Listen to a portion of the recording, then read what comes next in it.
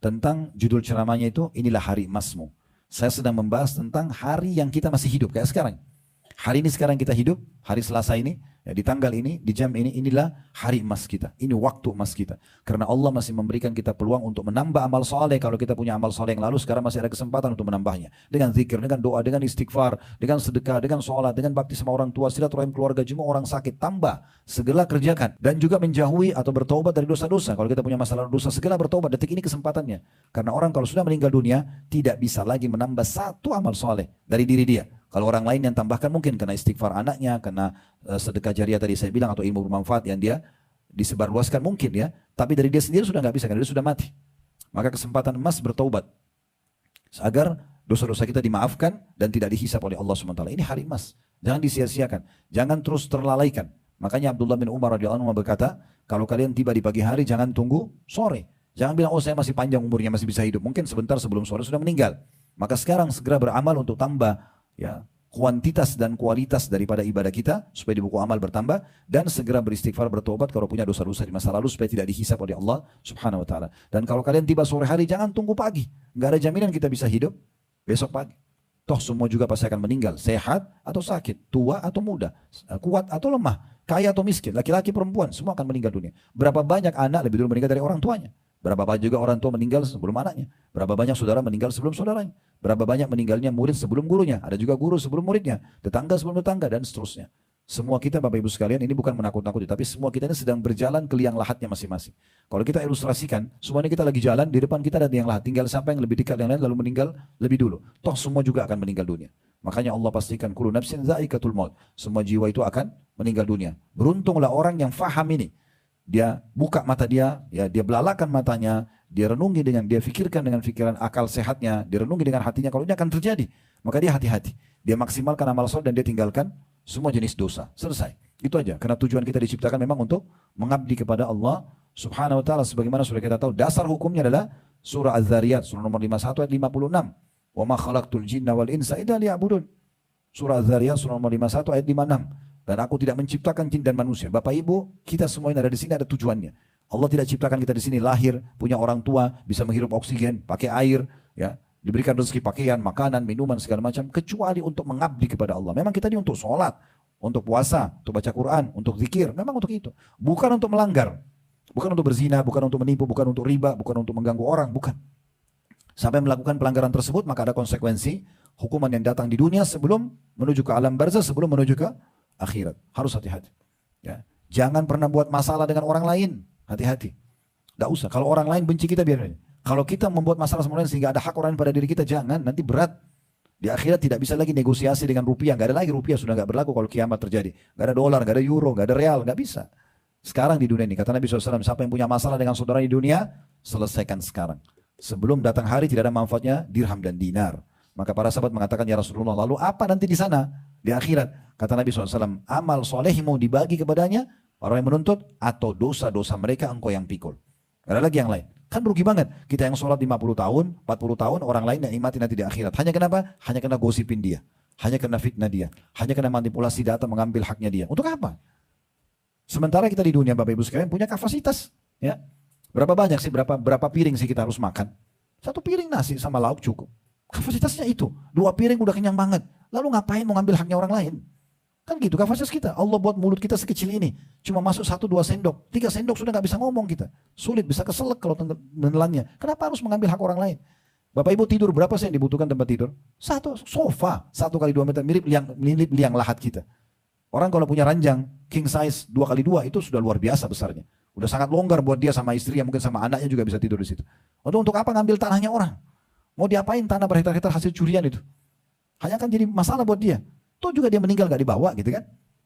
Atau sombong dengan pakaiannya, tasnya, bajunya, perhiasannya. Untuk apa kira? Untuk orang mengatakan, oh iya kaya ya. Di situ apa?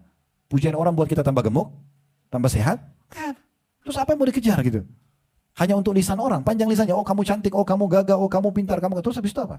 Dapat apa? Apa yang mau dikejar gitu? Makanya Islam melarang kita untuk ada puji-pujian. Gak usah puji-puji. Kecuali memang kita hanya memberikan hadiah support kepada anak kita misalnya, atau kepada bawaan kita mungkin. Dalam ibadah gak boleh kita puji ya. Gak boleh misalnya ada teman kita bagus bacaannya kita mengatakan, atau bagus sholatnya, oh kamu khusyuk kali sholatnya, gak boleh kita puji. Supaya jangan merusak ibadah dia. Gitu kan? Pernah ada sahabat bagus sekali sholatnya, sampai ada sahabat lain puji dia, mengatakan, ya Rasulullah sholatnya orang itu baik sekali. Kata Nabi SAW, kalau kau perdengarkan dia, kau akan binasakan dia. Karena tadinya dia ikhlas bisa jadi riya. Jadi kan? Jadi apa yang mau dikejar dari dunia ini? Gak ada yang dibawa. Untuk apa? Jangan punya masalah sama orang lain. Tapi Ustadz dia kan gosipin saya, biarin. Ibu panen pahala. Bapak panen pahala. Ya kan? Pernah seorang salafus saleh digosipin oleh seseorang, muridnya datang menyampaikan, si fulan sedang gosipin Anda. Dia kebetulan baru beli kurma dengan tangkainya, kurma yang sangat ranum dan mahal. Maka dia mau makan, tidak jadi makan, dibungkus kembali sama dia, lalu kemudian dia serahkan kepada muridnya. Dia mengatakan, sampaikan ini hadiah kepada orang yang gosipin saya, dan sampaikan kepada dia, terima kasih telah berbagi pahalanya buat saya, sebagai balasannya ini kurma saya kasih. Jadi gak usah, karena kalau orang gosipin kita, kita balas dengan gosip, dia dosa kita, dosa, dia dihukum kita, kenapa balas keburukan dengan keburukan? Gak usah, nikmatin aja. Berarti ada satu poin tambahan, Allah mau kasih tambahan pahala dari perbuatan buruk mereka. Yang penting kita jangan bermasalah dengan orang lain. Orang lain membenci kita, biarin aja. Itu urusan dia. Selanjutnya surah Isra, surah nomor 17 ayat 52. Surah nomor 17 ayat 52. Yauma yad'ukum fatastajibuna bihamdi wa tadhunnuna illa bithtum illa qalila. Surah nomor 17 ayat 52, surah Isra. Yaitu pada hari dia-nya besar kata ganti Allah, dia memanggil kamu semua. Lalu kamu mematuhinya sambil memujinya. Dan kamu mengira bahwasanya kamu tidak berdiam di dalam kubur kecuali sebentar saja. Nanti hari kiamat Allah cuma tiupkan sangkakala saja. Kan tiupan dua kali. Tiupan yang pertama, hancurnya semua yang ada di alam semesta ini.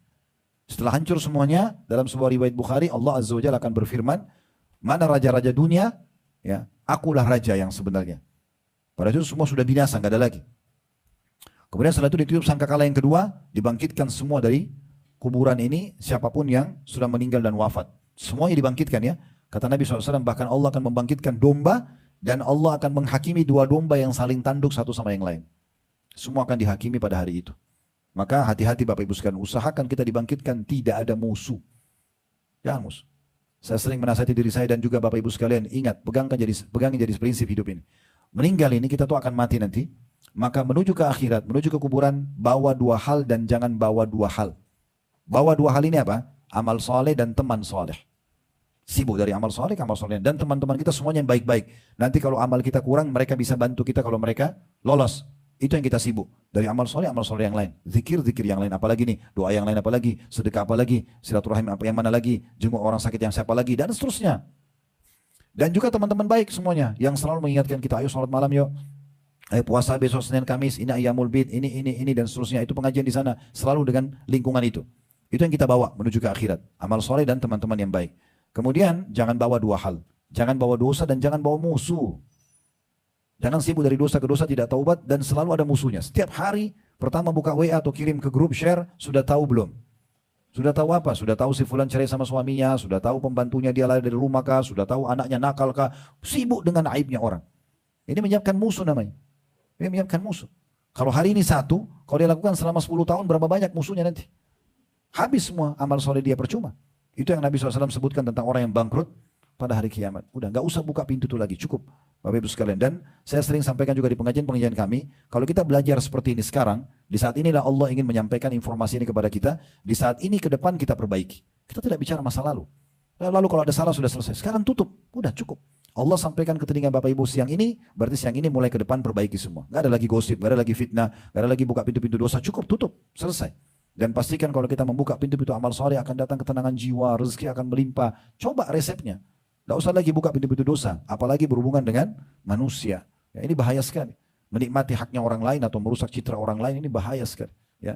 Kata Nabi SAW, nanti pada hari kiamat, buku-buku amal pada saat diserahkan, maka Allah akan menghakimi semua kecuali satu buku.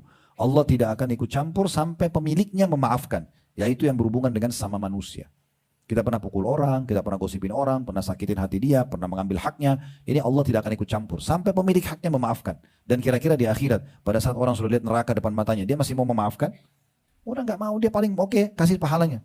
Ya Allah sholatnya, ya Allah puasanya, ya Allah zakatnya, diambil semua. Kita yang kerja setengah mati, mereka yang nikmati. Yang lebih parah daripada itu, di hari kiamat nanti kalau banyak musuhnya, ya dia udah dibagi-bagiin pahalanya nih. Nggak cukup di situ, ternyata masih ada yang tuntut lagi. Mungkin tetangganya, mungkin pembantunya, mungkin temannya, mungkin saudaranya, mungkin orang tuanya bahkan. Ya, mungkin anaknya, mungkin pasangan hidupnya.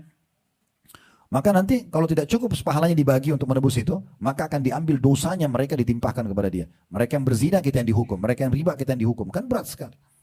Oleh karena itu menuju ke akhirat teman-teman, jangan bawa dosa. Sekarang segera taubat, jangan bawa musuh. Kalau punya masalah sama orang minta maaf dari sekarang. Dan mulai hari ini, detik ini titip, mulai titik ya, dari sini titiknya, tutup semua pintu gosip itu. Gak ada lagi. Mulai ada yang mengatakan, kamu udah tahu belum? Oh saya nggak tahu, dan saya tidak mau tahu. Udah selesai. Saya nggak mau tahu. Kalau sudah gosipin orang nggak? Kalau ceritain orang nggak mungkin. Ya, sampai pernah ada salafus saleh duduk sama teman-temannya, mereka gosipin seseorang. Maka dia berdiri, mohon maaf ini cerita begitu, dia berdiri lalu kemudian dia buka bajunya. Ini laki-laki sama laki-laki. Dia buka sedikit baju lalu dia cabut bulu ketiaknya dan dia taruh di atas meja. Maka orang-orang teman-temannya semua pada tersinggung. Apa yang kau lakukan? Ini betul-betul aib, memalukan dan memilukan. Masa kalau kita lagi ngobrol, dicabut bulu ketiak, ditaruh di atas meja. Lalu dia memang ingin menasihatin teman-temannya, tapi dia ingin sesuatu yang memukul mereka. Karena setiap ketemu pasti gosipin orang. Maka dia mengatakan, apakah kalian menganggap mencabut bulu ketiak ini aib? Maka mereka bilang, tentu saja. Maka kata dia, subhanallah, maha suci Allah, yang membuat kalian begitu bodoh. Gitu kan? Kalian menganggap mencabut bulu ketiak yang merupakan sunnah Rasulullah sebagai satu aib, tapi kalian menggunjing dan menggosipi orang yang merupakan dosa besar, kalian tidak anggap aib. Artinya seakan-akan dia mau bilang, kalian anggap ini memalukan. Ini sunnah Nabi. Walaupun sana sudah dikerjakan di tempat lain, tapi dia ingin tunjukkan pada mereka, ini lebih mulia daripada yang kalian sedang gosipin. Kalian sedang bermaksiat kepada Allah dan Rasulnya. Gosipin orang itu bukan hal yang ringan ya, mudah diucapin tapi dosanya terlalu berat. Itu seperti memakan ya bangkai saudara kita sendiri. Sebagaimana Allah jelaskan dalam surah Az-Zariyat. Jadi berhenti udah itu. Gosip-gosip ini berhenti udah. Ya. Kalau ada sudah orang duduk mulai cerita tentang aib-aib pasangannya, aib anaknya, pembantunya, udah jangan dengarin. Maaf, saya nggak mau ikut-ikutan. Ya. Jangan sampai kita menjadi pahlawan kesiangan di situ. Ya. Tiba-tiba oke, aku ceritain aja apa yang masalah kamu. Kemudian dia dengar tentang masalah suami orang, lalu dia ikut-ikutan salahin suami orang. Mungkin yang sedang jalan kita dia yang salah. Tapi kita hanya punya masalah dengan suami orang, kita tidak kenal malah. Akan bertemu hari kiamat, dia akan tuntut. Nanti ini dulu ikut-ikutin nih, bela-bela istri saya padahal istri saya salah misal. Kan jadi masalah. Untuk apa? Ya,